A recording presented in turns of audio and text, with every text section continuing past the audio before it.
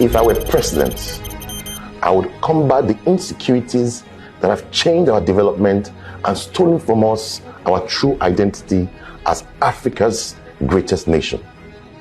I would openly declare war on terrorism, resume in the Sambisa forest, and assume my role as the commander-in-chief of the armed forces.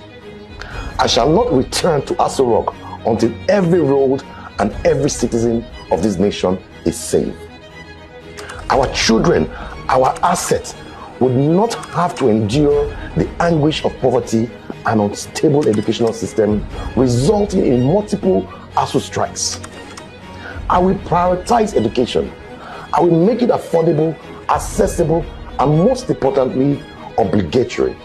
Every parent whose under 18-year-old child is found not in the corners of the schools, but in corners of the streets, would answer to the Nigerian government for negligence, recklessness of their own children. I will ensure we employ teacher leaders as they are the custodians of our assets, our children, and groom them to compete at global standards. When I become president, I will immediately declare these two major offenses as treasonable to uphold the sanctity of this nation. One, terrorism, our number one enemy that has killed more than 40,000 Nigerians over the last 10 years. Rendering wives widows, husbands widowers, and children orphans. Terrorism, kidnapping, banditry has displaced millions of Nigerians, separated them from families, and prevented local and foreign investors from seeing the true potential of our economy. Corruption. Since 1970, this nation has earned more than $1 trillion, approximately 500 trillion naira from the sales of our natural resources. Ladies and gentlemen, does this nation look like 500 trillion has passed through her? I shall declare corruption a national economic treason, making scapegoats of our leaders who have abused the trust of these people. Because corruption has become a national epidemic that has eaten up into the fabric of our nation. And it has continuously become the hindrance to the social economic developments of the great nation called Nigeria. I shall tackle corruption by adopting the Lee Kuan Yew Singaporean methodology and ensure that the full weight of our national justice is imposed on the greatest enemy of this nation, which is corruption. One of our most crucial sectors is the healthcare, yet it is also subject to the greatest carelessness in this dear nation, where we find young, talented doctors jackpying for opportunities in greener pasture. The COVID-19, the COVID epidemic was an eye-opener to deficiencies and inadequacies of our healthcare system. If I become president, I will immediately prioritize a fast solution to the healthcare system to resolving the problems of this sector. I will encourage, reward, and compensate our doctors according to acceptable global standards. Our doctors shall be respected and given a sense of social belonging so they can discharge their responsibilities effectively. In a nation of over 200 million people, we cannot boast of 100 standard public health centers, which is why I will ensure that all 774 local governments have accessible, affordable, and even free healthcare system that will cater to our young and old ones.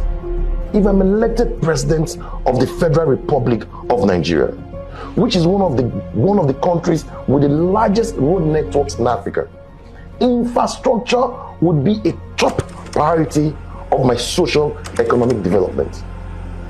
That is why I shall establish a one ward, one infrastructure policy in the 8,806 wards all over Nigeria and appoint 8,806 managers to ensure and tackle the infrastructure deficits of this nation. Employing businesses and replacing consumption with production. so we can take advantage of our true potential and become the giant of Africa we always claim to be. When I become president, I will first hold myself, my friends and family accountable, for national accountability starts with me.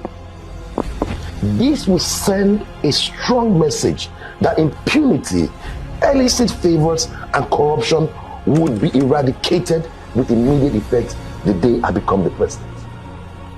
If elected, the Industrial Revolution would be the benchmark of this nation, where the model market of Kano, the manufacture of Aba, one of the greatest markets in Africa, and the famous market of Onitsha will be a footprint for global infrastructure.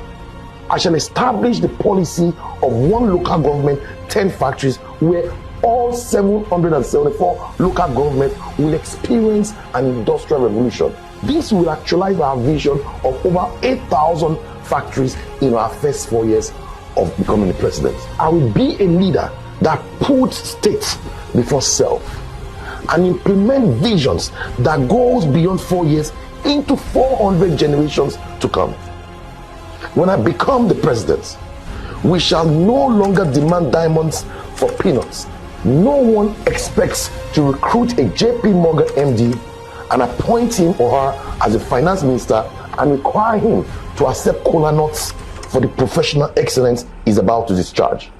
If I'm president, I shall appoint competent ministers, DGs and heads of parastatals and mandate them to manage their ministries like a PLC, like a business person. The nation would empower them with essential resources and give them the opportunity to perform at global standards. I would eradicate favoritism and substitute it with meritocracy, where anybody qualified to govern will do so and be given the opportunity to demonstrate his or her competence. From the DG to the minister, all leaders shall enter into what I call a performance contract with the people of Nigeria. A contract that holds you responsible and accountable for your promise to this nation. We shall have the most important ministry. This is what I call the performance contract ministry. A ministry mandated to carry out an annual performance assessment on every leader, as everyone shall be accountable to the citizens of the Federal Republic of Nigeria. Fellow Nigerians, I want you and every one of you to demand a competent administration from your next president. From the president to the ministers, civil servants to local government chairmen, you must remind them that everyone who has sworn an oath, an obligation to their social contract, shall do so and shall be answerable to the Nigerian people. Ladies and gentlemen, my name is Dr. Sujimoto. I'm the Group Managing Director of Sujimoto Group.